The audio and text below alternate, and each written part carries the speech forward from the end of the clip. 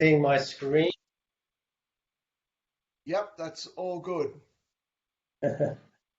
So, um, thanks, Jason. Thanks to yourself and Macedon Rangers Shire Council for this opportunity to talk tonight. This is going to be a very different style of presentations to Fiona's because I'm the project developer who sees huge potential in that prospect of soil carbon, and really it's and I think Fiona alluded to that. It is the biggest terrestrial sink, and so this question that really gets me is we see examples, and I think it's fair to say that no one would argue that management practices have the ability to take carbon out of the landscape.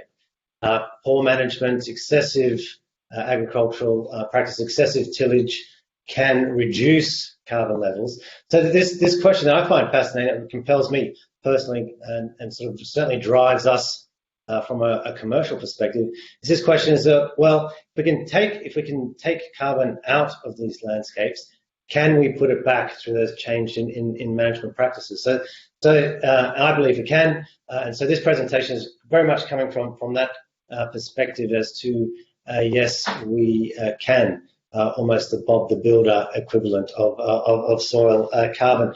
Before I get into the presentation, maybe just a bit about myself by way of background. I've been working in carbon-related projects for the last 2 decades, 20 odd years, everything from cement kilns and alternative fuels to renewable energy technology and commercialization thereof. Now, I founded a company called Corporate Carbon as a project developer around 10 years ago. And back then, if farmers asked me, Matthew would like to get some carbon credits, the question went very quickly to planting trees. Now, planting trees in landscapes is a good thing, but as several farmers pointed out to me very quickly, is if you plant out all your paddocks, where do your livestock graze, where do your crops actually get planted? And this land use dilemma is one of the great things about the carbon conversation. It really is a no regrets discussion because we're avoiding that land use dilemma. It's not a conversation about taking land out of production. It's really at its heart is built around this concept. Well, what if we can increase the health of soils? What if we can put carbon back in the soils? If we can take it out of the atmosphere where it's causing a problem for a soil and putting it into ground where it is an asset. And it's because of that no regrets sort of opportunity where the carbon credits really provide a scorecard as to how that farm system is operating, that we spun AgriProve out of a Corporate Carbon as a standalone soil carbon solutions company. And for us, really this opportunity is about partnerships with farmers. The partnership's built around us wrangling the forms in Canberra, and then those innovative farmers with those new farming systems that can deliver increases in carbon, going on and cracking on with that kind of farming. So, hence we believe that kind of partnership approach does deliver results in terms of improved overall farm productivity and this valuable trend line scorecard in terms of what's actually happening with the farm. So I'm going to get into the presentation proper. Just try and give a bit of a background to the soil carbon 101 from a developer's perspective, not a scientist perspective. But I'd hasten to add, we're not anti-science. I mean, we rely very much on the measurement of soil carbon and using the same scientific approach that whole SCARP project was actually based on. Talk about a bit about some of the mapping, a bit about what we see as a pasture opportunity, break out the 5 steps to running a carbon project under the Emissions Reduction Fund. This is so when you're looking to try and get carbon credits from participating in a soil carbon project, and then just wrap that out with just a bit about how we as AgriProve work, and then there is still time, or if anyone's still listening, happy to take questions there. And then maybe just on that point, just a word of caution, because the soil carbon method is one of the most technically and administratively dense methods in terms of its operation under the Emissions Reduction Fund. It can get very technical very quickly. Jason will be sending around a copy of this presentation later, so I need to be madly scribbling down notes. And we found in general it takes about 3 or 4 goes just to get your head around the sort of complexity and work out whether it's something that you'd like to engage with on your farm. So let's see now whether all of this is working. So I'll turn that one off and then go on to the next presentation. And then Jason, if I fall out or something's not seen, hopefully someone will jump in and let me know. Otherwise, I'll be delivering a long monologue.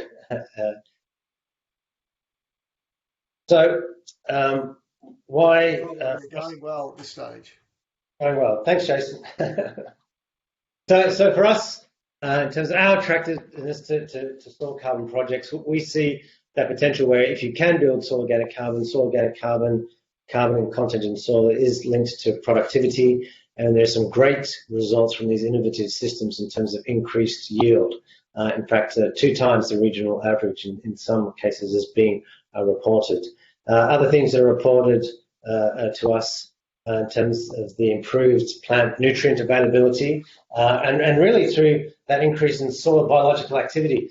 And I feel like I've almost been doing like a mini ag extension course in 5-minute increments. But the importance of earthworms in terms of soil is completely oblivious to me until I started looking at soil carbon projects, and that ability for healthy soils with worms to just improve structure, improve nutrient availability, improve rainfall infiltration and moisture retention is phenomenal. And in fact, that's really the main driver. Is the farmers coming to us wanting to work with soil carbon projects. Is they're really just looking at that proof point in terms of what is the soil carbon in their soils doing, and what does that reveal about their underlying farming system. Carbon credits are traded in Australia, so if you are getting carbon credits, you will get additional revenue. That revenue expectation, $50 to $100 a hectare, is built around the sort of prospect of building a 1 percentage point increase in soil organic carbon in the top 30 centimetres over a 10 to 20 year period. I'll come back to that sort of ready reckoner in a bit. And increasingly, we're seeing access to markets popping up as motivations to participate. So access to carbon neutral markets, because in terms of managing all the carbon emissions on a farm, you don't want to just look at emissions, you also want to look at the sinks or those storage which soils provide. And the level of rigor that these projects provide do give a great proof point in terms of not only farming system, but then accessing those markets from a provenance perspective. The other thing that we find impressive is to state the obvious. Australia's a big country. There is a lot of pasture in Australia. Now, this set of analysis probably understates what the true amount of pasture-based systems are in Australia, because it leaves out a lot of the sort of larger stations up north. But even on this analysis, nearly 30 million hectares of pasture in Australia. If you look at what that means in a Victorian context, while Victoria is only 3% of Australia's landmass, it accounts for about a quarter of that pasture, that available pasture. And then if you looked at Macedon Ranges, LGA in particular, there's around 120,000 hectares of pasture in this sort of rainfall band of 600 to 900 millimetres. Now, when we cast our view in terms of what motivates us as the potential for soils to build soil carbon, and look at then what Victoria could deliver from sequestration in soil, that number, 34 million tonnes, that's a decent number, and put it in context, that's more than half of the emissions that is released from burning brown coal currently in Victoria. So, taking on this level of scale in soil carbon is something that has to work at scale if it's going to be material to greenhouse gas emissions. But this is a very good starting point, and if nothing else, it screams that we must understand the carbon cycle in soils better. And so for that, it's not only the data, it's not only the science, but it's also engaging with farmers and understanding farm practices at an enterprise level. That's why we're in the business of developing soil carbon projects. We try to simplify this as much as possible and bring everything down to 5 steps of running a project. It is administered, it's a federally run program administered by Canberra through the Clean Energy Regulator, so there is a registration process to go through. It's a measurement-based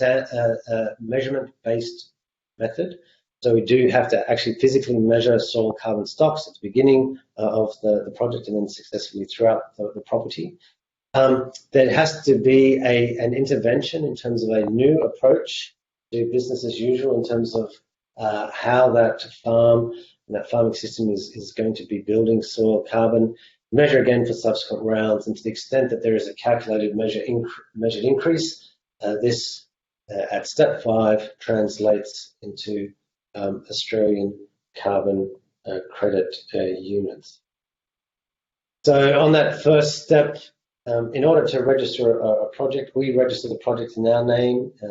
We need the permission from all landowners to register the project, because this is a long-term commitment.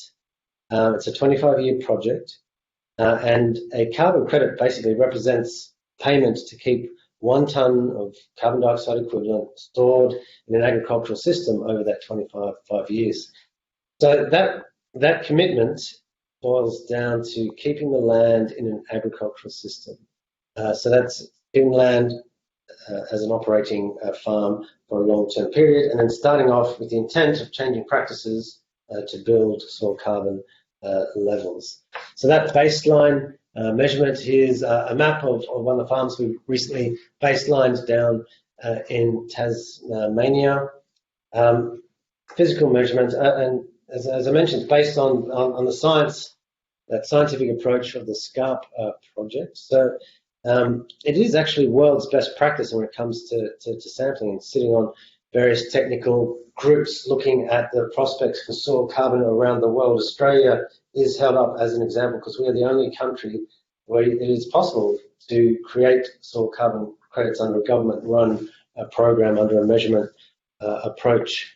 There's a lot of mapping and there's a lot of rigor in terms of randomized allocation of sampling sites within strata set up across differentiated carbon estimation areas. We take a sample down to 1 metre, so not just the top 30 centimetres. We go all the way down to a metre, send it off to a lab for testing, and then crunch those results back. And in terms of the results we get, we take soil organic carbon, moisture content, gravel content, and also the bulk density of soil. So that data creates that trend line, not only of carbon stocks, but also of any changes in water holding capacity and also changes in bulk density. So again, from a data perspective, this is gathering data at an enterprise level that we use to track those changes over time. I find it fascinating too, like looking at that deeper layer, the 30 centimetres to a metre in terms of the moisture content, especially in a country in the context of Australia where water is so critical to farming. Just looking at the amount of moisture that is at that depth, and then knowing that and knowing that, having that measurement, just seeing what that prompts in terms of changes in management activity to try and access more of that water. Management intervention, that's step 3, implementing a new approach.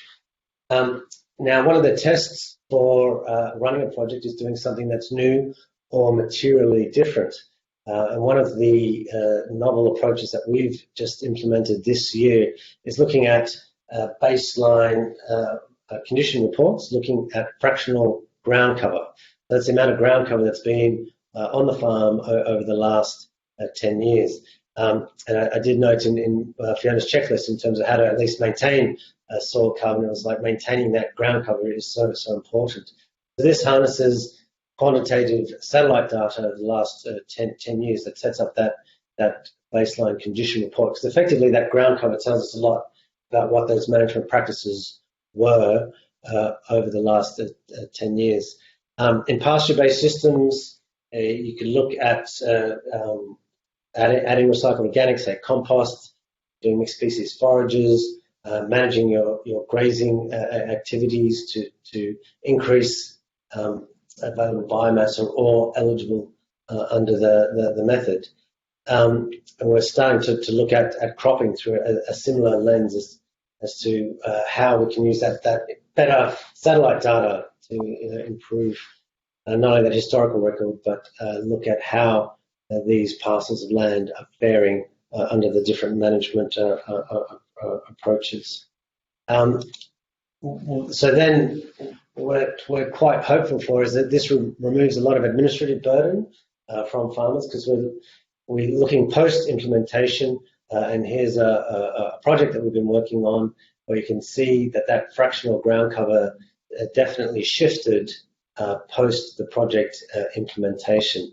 And that's that blue dotted line that's moved above that bottom baseline condition report, which was a trend line as to what was actually happening with ground cover during that baseline period. What this approach also allows is a comparison, property by property comparison with the regional average, and then to see how that property is performing over the same time. And for that same period, the relative comparative properties in the area are actually decreasing in terms of their ground cover. So this provides a fascinating insight in terms of performance, not only historical performance of a property against itself, but also relative to the regional comparison. Now, one of my favorite activities in terms of something new, innovative to build soil carbon is mixed forage species oversown into pasture. And there's a wide variety of seeds that get thrown into the mix, everything from peas, turnips, clovers, the list goes on and on. And probably my favorite is the tillage radish. And that because it's become so easy to visualize just the amount of additional organic material that's being pushed down into soils at depth. These tillage radishes get down those big taproots down into the soil. The feed is grazed off, and then those taproots decay, feed the soil biology and increase organic matter in the soil. I think where we're at to step 4. Step 4 is all about sampling again. So you can choose as to when you sample. The choices you have is you have to at least sample once every 5 years, but you can increase that sampling rate every 2 to 5 years. And the decision you would make just in terms of the response of the farm to your management activity. So in good quality country around Victoria, you'd be looking at a sampling regime, so maybe every 3 to 4 years. Cost is a factor in that decision. The farmers do pay for cost of sampling. However, we are actually piloting a new program to defer those costs against future credits, and we'll come back to that a bit later on as well. The carbon credits, they're calculated on the change in soil organic carbon since the last sampling round, and this calculation is done on a trend line, because what we're really interested here is looking at accommodating all the variance in the soils, but fitting a trend line as to a linear regression trend line as to what is happening on that farm over time. Because remember, these are long-term projects. We want to see that long-term influence in terms of what is happening in those soil carbon stocks. So after you have measured that increase, it's then time to, well, it's really where we come in into play, and that is making that claim for soil organic carbon credits, which is a lot more forms to be filled out and reports to be written. So broadly speaking, that equation for the amount of carbon credits that you get issued based on the change in soil organic carbon stocks, less any increase emission. So it's only the increase from your business as usual as to what the farm would already be performing, and also less a permanence discount. While we're saying 25 years is a long term, going again back 10 years time, if you're running a sequestration project, that permanence period or the amount of time you would have to keep running the project was for a 100-year period, just as a bridge too far. Really important too to highlight that in terms of the crediting mechanism, that's the way that you get issued credits. It works as a ratchet.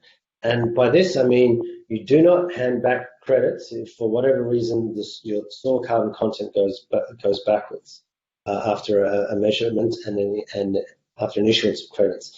If it does go backwards, you don't physically hand back credits, but you get no further issuance until you get past that previous high-level soil carbon mark. And as a ready reckoner in terms of, well, what are we talking about in terms of credits? Do percentage increase.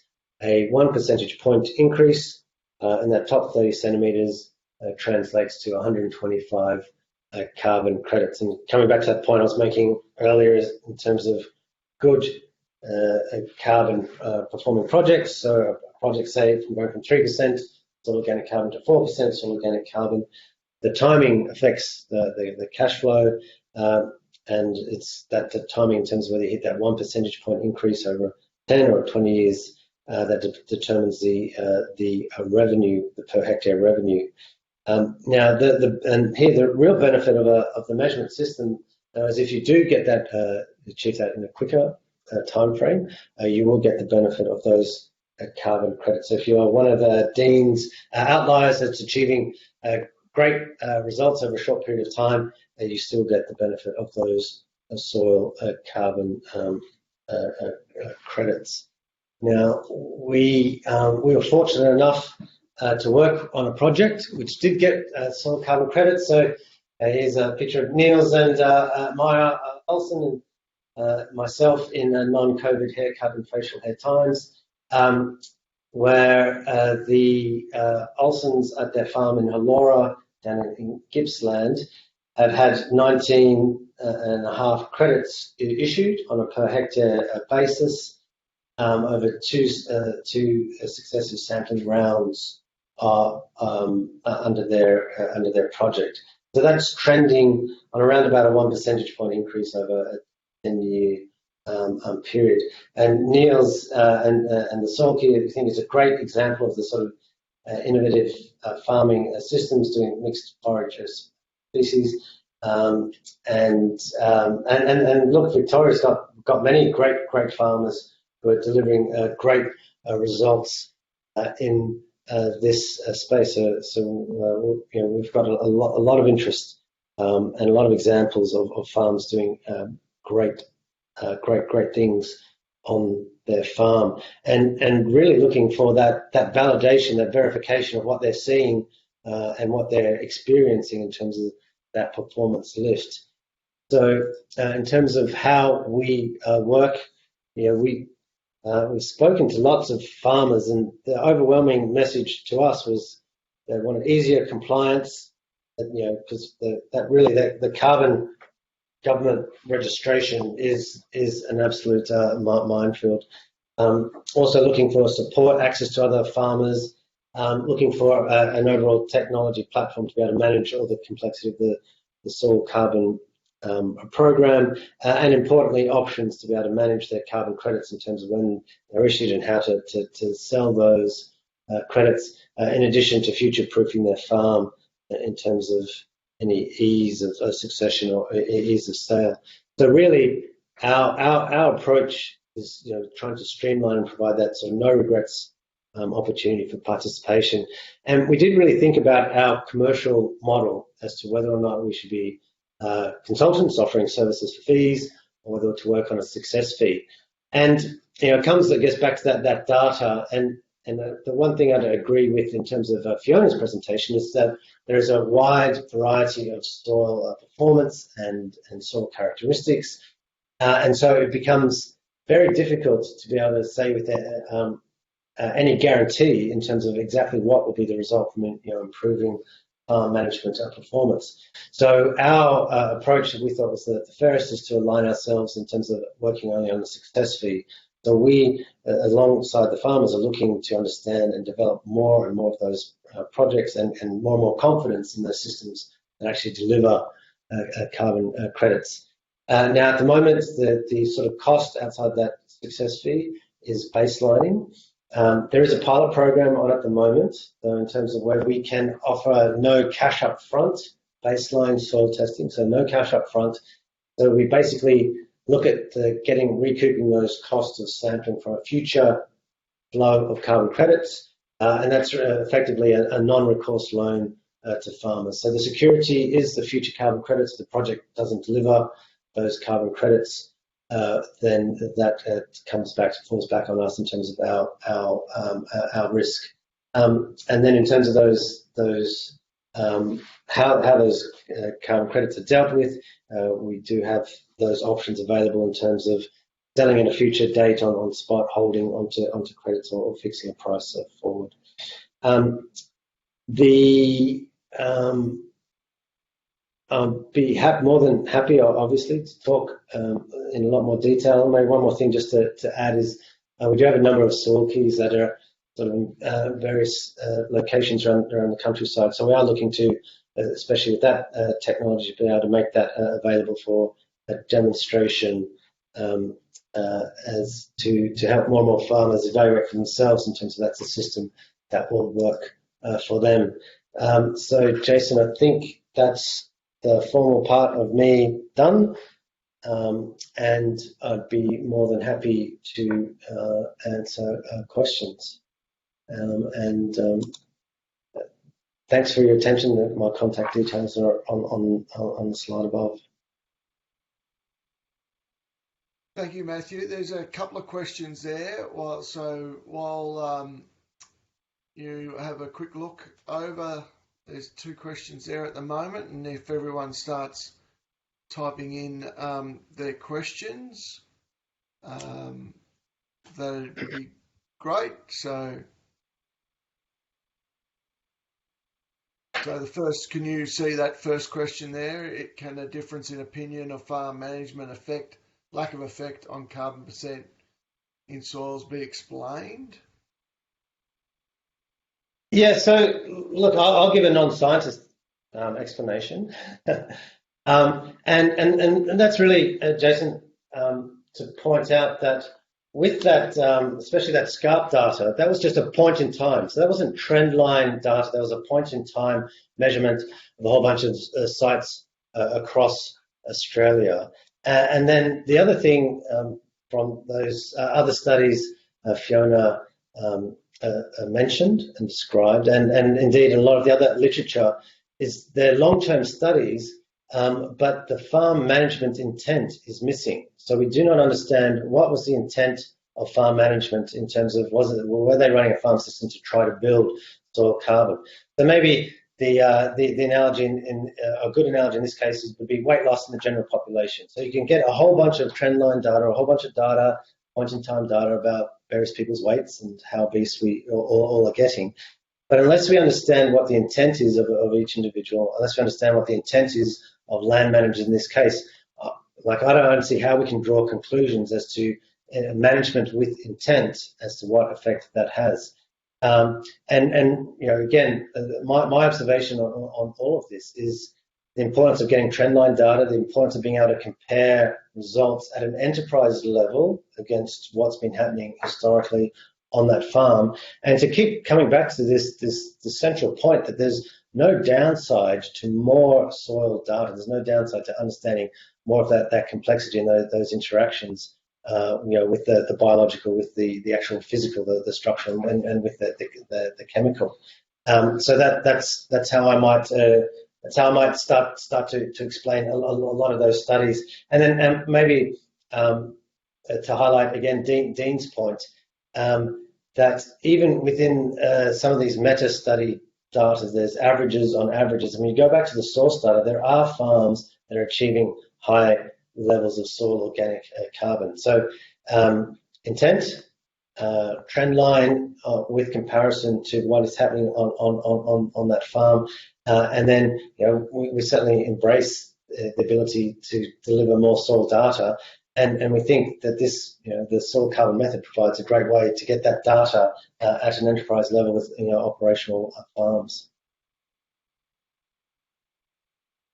There was one question: small size property. As a rule of thumb, 40 hectares is about the cutoff point, where below that you're just not getting a large amount of carbon increase to sort of warrant the expenditure, unless it becomes really important from a strategic person or a strategic perspective, or unless you say team up with sort of 3 or 4 neighbours to sort of bundle together a project, and then it's really that cost of sampling approach, because it's a large part of the costs are mobilising field technicians and getting people actually out on farm to take those samples and build carbon. So 40 hectares, 100 acres is around about that size. So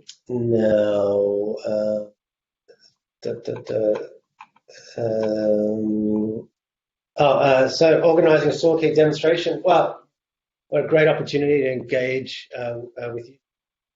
So maybe I could just throw that one to you in terms of we'd be happy to find a way to work with the Macedon Ranges Shire Council as to try and get some of these demonstration activities. So I'd be more than happy to follow up and see what we can organise in the future. Yeah, so one I know that there is the Soil Key has worked, has done some sowing out at Monongahela and has been up, and so ideally we would be out having a look and promoting that site as something to have a look at. But at the moment we're limited on how many people we can even meet outside. So to Jay, just at the moment, it's sort of a bit of a challenge for us to have groups of people getting together. So it's definitely on the radar. So yeah, more than happy to promote demonstration or trials in the region. Cool. Now, am I missing any other? I think that's them, Jason. No. I've got a question. Does the methodology rely on the Soil Key, or what are you seeing? Both, I suppose the question to both of you is my project's around grazing management and improving grazing management, so that doesn't necessarily rely on a particular cropping or that kind of thing. So no, that's right. And grazing management is a really effective way of better tightening sort of ground cover levels, which again fits into this sort of no regrets approach. So the method is fairly expansive in terms of the new approaches that can be deployed with that intent of building soil carbon. So grazing management is a great one, and there's a great body of work in terms of the on-farm benefits too of improved grazing management. So there's another question there from Catherine about, are the soil taken exactly the same location? So our approach with the soil tests is to re-randomise every year, because it is it's the stratification within each carbon estimation area, and the randomisation that it then leads or allows you to take those calculations and then estimate the soil organic carbon stocks across the whole farm. And then that to us just seemed like the best approach to re-randomise each year, well, each sampling round. So every 2 or 4 years, depending as to when you sample.